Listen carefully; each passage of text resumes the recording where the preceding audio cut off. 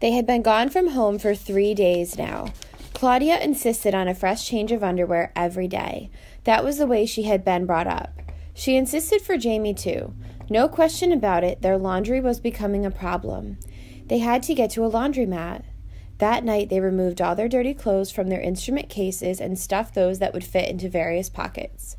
Those that didn't fit, they wore. A double layer of clothes never hurts anyone in winter, as long as the clean ones are worn closest to the skin. Saturday seemed a good day for housekeeping chores. There would be no school groups for them to join. Claudia suggested that they eat both meals outside the museum. Jamie agreed. Claudia next suggested a real sit-down restaurant with tablecloths on the tables and waiters to serve you. Jamie said no, with such force that Claudia didn't try to persuade him. From breakfast at the automat, they went to the laundry at the laundromat. They emptied their pockets of underwear and removed the layer of soiled socks. No one stared. Someone before them had probably done the same thing sometime that week. They bought soap from a machine for 10 cents and deposited a quarter into the slot in the washer. Through the glass door, they watched their assorted clothing spill and splash over and over and around and around. Drying cost 10 cents for 10 minutes, but it took 20 cents worth of minutes to dry everything. When all was done, they were disappointed. All of it looked dismally gray. Very unelegant.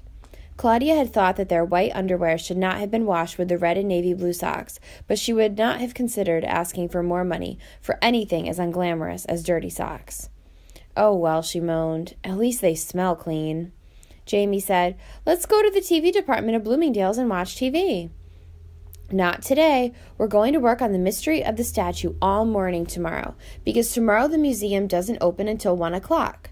Today we must learn all about the Renaissance and Michelangelo to prepare ourselves. We'll do research at the big library at 42nd Street.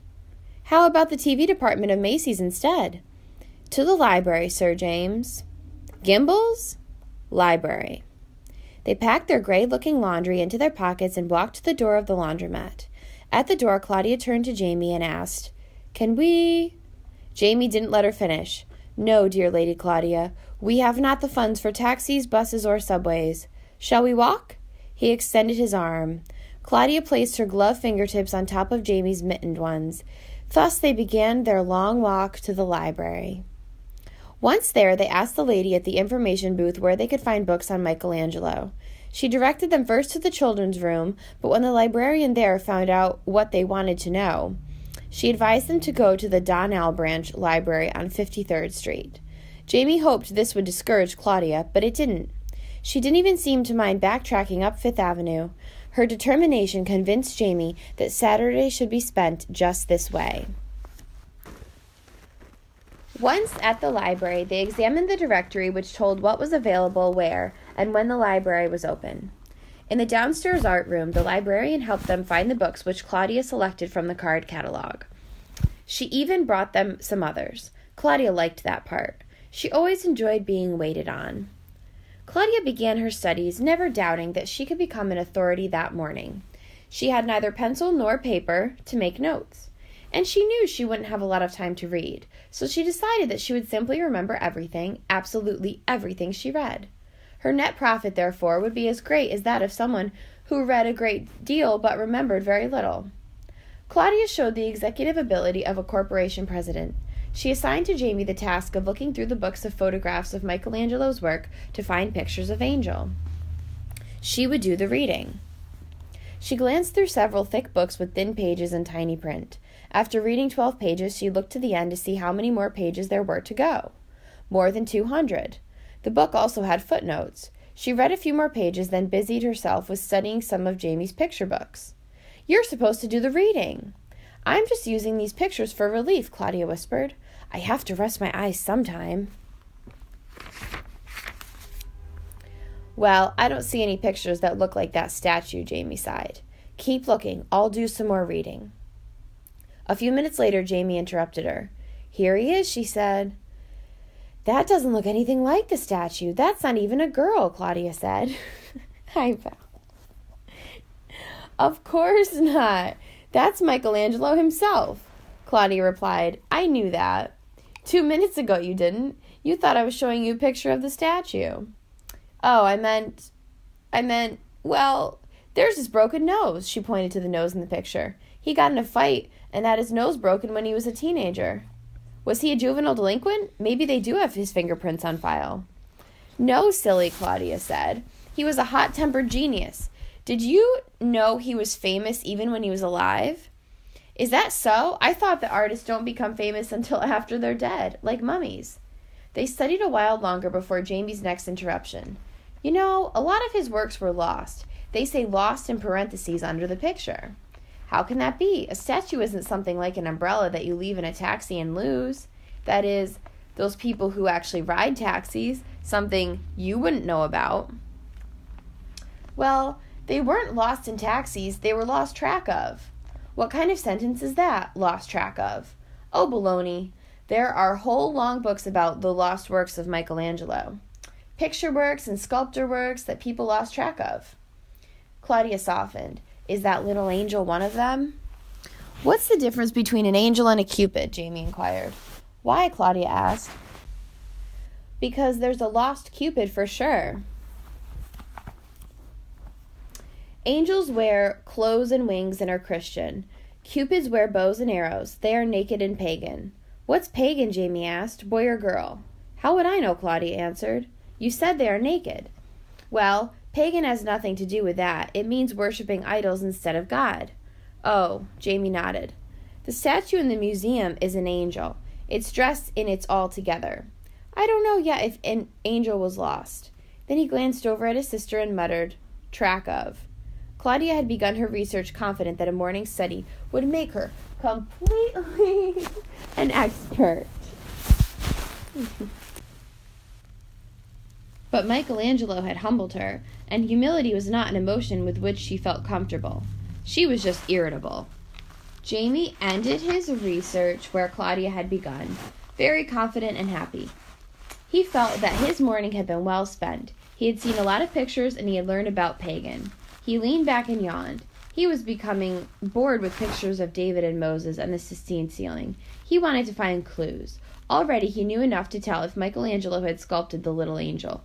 All he needed was a chance to investigate, without the guards hurrying him. He would know, but would his opinion be accepted by the experts? I think we should find out how the experts decide whether or not the statue belongs to Michelangelo. That will be better for finding out about Michelangelo himself, Jamie said. I know how they find out. They gather evidence like sketches he did and diaries and records of sales. And they examine the statue to see what kind of tools were used and how they were used. Like no one living in the 15th century would use an electric drill. How come you didn't take an art appreciation lesson with me? The summer before last? Yes, before school started. Well, the summer before last, I had just finished the second half of first grade. So what? So baloney. It was all I could do to sound out the name of Dick and Jane's dog. Claudia had no answer for Jamie's logic. Besides, Jamie agreed with her. I guess it is better to look for clues. After all, we're doing something none of the experts can do. Claudia's impatience surfaced. She had to pick a fight with Jamie. Don't be silly. They can read all this stuff too. There's certainly plenty of it. Oh, I don't mean that. I mean that we're living with the statue. You know what they always say, the only two ways to get to know someone are to live with him or play cards with him. Well, at least the little statue can't cheat at cards like someone else I know. Claudia, dear, I'm no angel, statue or otherwise. Claudia sighed. Okay, Sir James, let's go. And they did.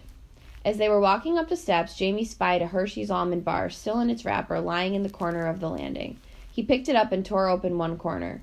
Was it bitten into? Asked Claudia. No, Jamie smiled. Want half? You better not touch it, Claudia warned. It's probably filled with poison or marijuana, so you can eat it and become either dead or a dope addict. Jamie was irritated. Couldn't it just happen that someone dropped it? I doubt that. Who would drop a whole candy bar and not know it? That's like leaving a statue in a taxi. Someone put it there on purpose. Someone who pushes dope. I read once that they feed dope and chocolates to little kids and then the kids become dope addicts. Then these people sell them dope at very high prices, which they just can't help but buy, because when you're addicted, you have to have your dope. High prices and all. And Jamie, we don't have that kind of money. Jamie said, oh well, bottoms up. He took a big bite of the candy, chewed and swallowed. Then he closed his eyes, leaned against the wall, and slid to the floor. Claudia stood with her mouth open, stunned. She was on the verge of screaming for help when Jamie opened his eyes and smiled. "It's delicious. Want a bite?" Claudia not only refused the bite, she also refused to talk to Jamie until they got to the restaurant. Lunch cheered her. She suggested that they play in Central Park for a while, and they did. They bought peanuts, chestnuts, and pretzels from the vendor outside the museum. They knew that since the museum opened late on Sunday, they would accumulate a lot of hunger before they got out. Their bulging pockets were now full of the staples of life, food and clothing. Jamie entered the men's room. He had arrived, as was his custom, shortly before the first bell rang, the bell that warned everyone that the museum would close in 5 minutes. He waited. The bell rang. He got into a booth. First bell, second bell. It was routine, just as boarding the school bus had once been routine. After the first day, they had learned that the staff worked from 9 a.m. until 5 p.m., a work schedule just like their father's. Routine. The wait from 9 when the staff came until 10 when the public came seemed long. Claudia and Jamie had decided that the washrooms were good for the shorter evening wait when the help left at the same time as the visitors, but the washrooms were less satisfactory for the long morning wait, especially after Jamie's close call that first morning. So time from 8:45 until safe time after 10 in the mornings was spent under various beds. They always checked for dust first under the bed. And for once, Claudia's fussiness was not the reason. Reason was the reason. A dustless floor meant that it had been cleaned very recently, and they stood less chance of being caught by a mop. Jamie stood on the toilet seat waiting. He leaned his head against the wall of the booth and braced himself for what would happen next. The guard would come in and would make a quick check of his station. Jamie still felt a ping during that short inspection. That was the only part that still wasn't quite routine, and that's why he braced himself. Then the lights would be turned out. Jamie would wait 12 minutes, lag time, Claudia called it, and emerge from hiding. Except the guard didn't come, and Jamie couldn't relax until after he felt that final ping. And the lights stayed on. Jamie checked his watch 10 times within 5 minutes. He shook his arm and held the watch up to his ear. It was ticking slower than his heart, and much more softly. What was wrong? They had caught Claudia. Now they would look for him. He'd pretend he didn't speak English. He wouldn't answer any questions. Then he heard the door open. Footsteps. More footsteps than usual. What was happening? The hardest part was that every corpuscle of Jamie's 9-year-old self was throbbing with readiness to run, and he had to bind up all that energy into a quiet lump. It was like trying to wrap a loose peck of potatoes into a neat four-cornered package. But he managed to freeze. He heard the voices of 2 men talking over the sound of water running in the sink. I guess they expect even more people tomorrow. Yeah, Sundays are always jammed up anyway. It'll be easier to move the people in and out of the Great Hall.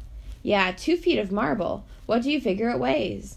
I dunno. Whatever it weighs, it has to be handled delicate, like it was a real angel. Come on. They probably have the new pedestal ready. We can start. Do you think they'll have as many people as they had for the Mona Lisa?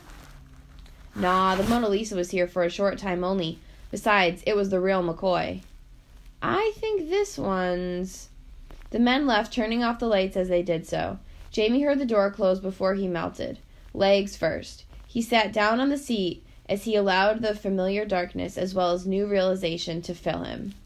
They were moving Angel. Did Claudia know? They wouldn't have women moving the statue. There would be no one in the ladies' room washing up. Who would give her the information? He would, by mental telepathy. He would think of a message to Claudia. He folded his hands across his forehead and concentrated. Stay put, Claudia, stay put. Stay put, stay put, Claudia, stay put. He thought that Claudia would not approve of the grammar in his mental telegram. She would want him to think, stay in place. But he didn't want to weaken his message by varying it one bit. He continued thinking, stay put. He must have thought stay put exactly hard enough, for Claudia did just that. They never know exactly why she did, but she did. Perhaps she sensed some sounds that told her the museum was not yet empty. Maybe she was just too tired from running around in Central Park.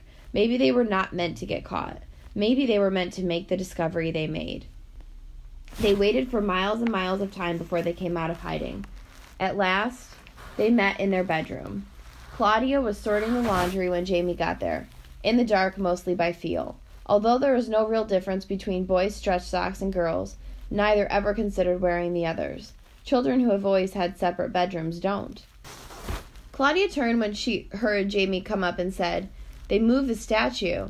"How did you know? Did you get my message?" "Message? I saw the statue on my way here. They have a dim light on it. I guess so that the night guard won't trip over it."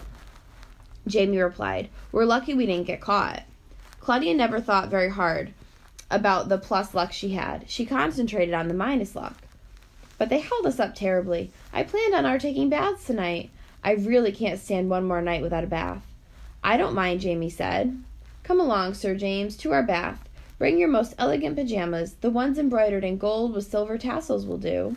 "Where, dear Lady Claudia, dost thou expect to bathe?" "In the fountain, Sir James, in the fountain." Jamie extended his arm, which was draped with his striped flannel pajamas, and said, "Lady Claudia, I knew that sooner or later you would get me to that restaurant. It makes me furious to think that I must explain that restaurant to you, Saxonburg. I'm going to make you take me to lunch in there one day soon. I just this minute became determined to get you into the museum. You'll see later how I'm going to do it. Now about the restaurant. It is built around a gigantic fountain. Water in the fountain is sprayed from dolphins sculptured in bronze. The dolphins appear to be leaping out of the water. On their backs are figures representing the arts, figures that look like water sprites. It is a joy to sit around that wonderful fountain and to snack petit fours and sip espresso coffee. I'll bet that you'd even forget your blasted ulcer while you ate there." Lady Claudia and Sir James quietly walked to the entrance of the restaurant. They easily climbed under the velvet rope that meant that the restaurant was closed to the public. Of course they were not the public. They shed their clothes and waded into the fountain. Claudia had taken powdered soap from the restroom. She had ground it into a paper towel that morning. Even though it was freezing cold, she enjoyed her bath. Jamie, too, enjoyed his bath, for a different reason. When he got into the pool, he found bumps on the bottom, smooth bumps. When he reached down to feel one, he found that it moved. He could even pick it up. He felt its cool roundness and splashed his way over to Claudia. "In come, Claudia, in come," he whispered. Claudia understood immediately and began to scoop up bumps she had felt on the bottom of the fountain. The bumps were pennies and nickels people had pitched into the fountain to make a wish. At least 4 people had thrown in dimes, and 1 had tossed in a quarter. "Someone very rich must have tossed in this quarter," Jamie whispered. "Someone very poor," Claudia corrected. "Rich people only have penny wishes." Together they collected $2.87. They couldn't hold more in their hands. They were shivering when they got out. Drying themselves as best they could with paper towels, also taken from the restroom, they hurried into their pajamas and shoes. They finished their preparations for the night, took a small snack, and decided it was safe to wander back into the great hall to look again at their angel. "I wish I could hug her," Claudia whispered. "They probably bugged her already. Maybe that light is part of the alarm. Better not touch. You'll set it off." "I said hug, not bug. Why would I want to bug her?" "That makes more sense than to hug her." "Silly. Shows how much you know. When you hug someone, you learned something else about them. An important something else." Jamie shrugged his shoulders. Both looked at Angel a long time. "What do you think?" Jamie asked. "Did he or didn't he?" Claudia answered, "A scientist doesn't make up his mind until he's examined all the evidence." "You sure don't sound like a scientist. What kind of scientist would want to hug a statue?" Claudia was embarrassed, so she spoke sternly. "We'll go to bed now, and we'll think about the statue very hard. Don't fall asleep until you've really thought about the statue and Michelangelo and the entire Italian Renaissance." And so they went to bed. But lying in bed just before going to sleep is the worst time for organized thinking. It is the best time for free thinking. Ideas drift like clouds in an undecided breeze, taking first this direction and then that. It was very difficult for Jamie to control his thoughts when he was tired, sleepy, and lying on his back. He never liked to get involved just before falling asleep. But Claudia had planned on their thinking, and she was good at planning. So think he did. Clouds bearing thoughts of the Italian Renaissance drifted away. Thoughts of home and more thoughts of home settled down. "Do you miss home?" he asked Claudia. "Not too much," she confessed. "I haven't thought about it much." Jamie was quiet for a minute. Then he said, "We probably have no conscience. I think we ought to be homesick. Do you think Mom and Dad raised us wrong? They're not very mean, you know. Don't you think that should make us miss them?" Claudia was silent. Jamie waited. Did you hear my question, Claude? Yes, I heard your question. I'm thinking. She was quiet a while longer. Then she asked, Have you ever been homesick? Sure. When was the last time? That day Dad dropped us off at Aunt Zell's when he took Mom to the hospital to get Kevin. Me too, that day, Claudia admitted. But of course, I was much younger then. Why do you suppose we were homesick that day? We've been gone much longer than that now. Claudia thought, I guess we were worried. Boy, had I known then that she was going to end up with Kevin, I would have known why we were worried. I remember you sucked your thumb and carried around that old blanket the whole day. Aunt Zell kept trying to get the blanket away from you so that she could wash it. It stank. Jamie giggled. Yeah, I guess homesickness is like sucking your thumb. It's what happens when you're not very sure of yourself. Or not very well trained, Claudia added. Heaven knows we're well trained. Just look how nicely we've managed. It's really their fault if we're not homesick. Jamie was satisfied. Claudia was more. I'm glad you asked about that homesickness, Jamie. Somehow, I feel older now. But of course, that's mostly because I've been the oldest child forever, and I'm extremely well adjusted. They went to sleep then. Michelangelo, Angel, and the entire Italian Renaissance waited for them until morning.